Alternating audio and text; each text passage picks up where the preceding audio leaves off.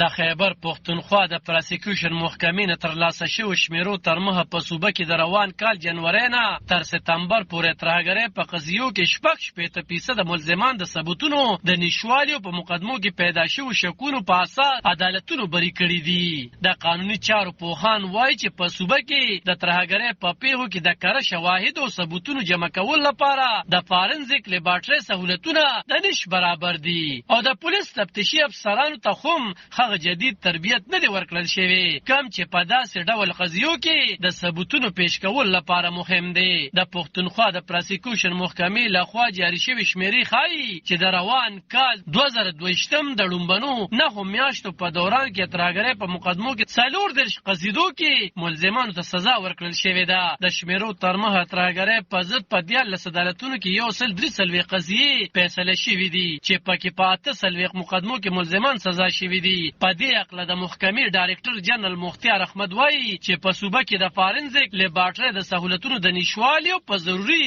ځایونو کې د سی سی ټي وي کیمرو د غیر موجودګۍ لامل د ثبوتونو شواهدو د کمې په اساس ملزمان خوشی کړل شوي دي. پښتونخوا کې سبسيډي پروجیکټس هم نه تر سره شوي او ترهګرۍ چې څومره هم پیښې کیږي نو چې چرته هم سی سی ټي وي کیمرې لګېدلې وي نو د هغې تفتیشي جنسو ته ډېره پیدا وي. هغه دا هم ویل چې ترهګرۍ په پیښو کې کم خلک مړه شوي وي یا پکې جوبل شوي وي نو اکثره د هغوی پوسټمارټم ریپورټ یا انجری شیټ د هغوی په تفتیشي فایل باندې نه وي. نو موړي زیاته کړه چې د نورو خیوادونو په پرتله په پاکستان کې د موبایل کالز میسیجز واتس اپ میسیجز او ایمیل ډیټا ترلاسه کول یو پیچیده عمل دی او په دې لړ کې له ادارو سره د ټیلیکام کمپنو لخوا مکمل مرستې هم نه کیږي چې له وجې په مقدمه کې ګټه ملزم ته رسیږي. د پراسیکیوشن محکمې د شمیر تر مخه په 3 د ترهګرۍ په مقدمو کې د شک په اساس او په 20 مقدمو کې د ثبوتونو د نشوالي له وجې ملزمان خوشی کړل شوي دي. د پیښور های کورټ اډوکیټ فرخاد پریدي وایي چې ترهګرۍ په زیاتره مقدمو کې تفتیش کمزوري وي او د هغې له وجې په جرمونو کې ککړ تنانو ته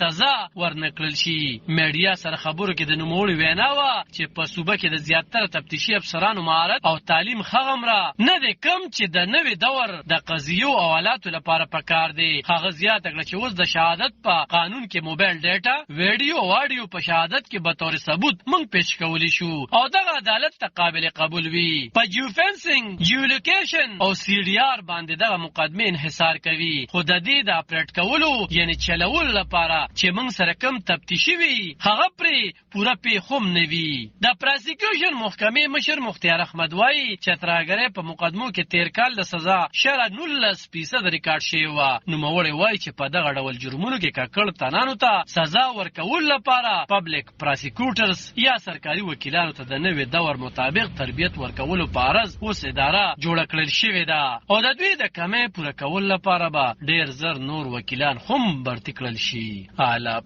خان شیرپو دلبر نیوز 400 د خیبر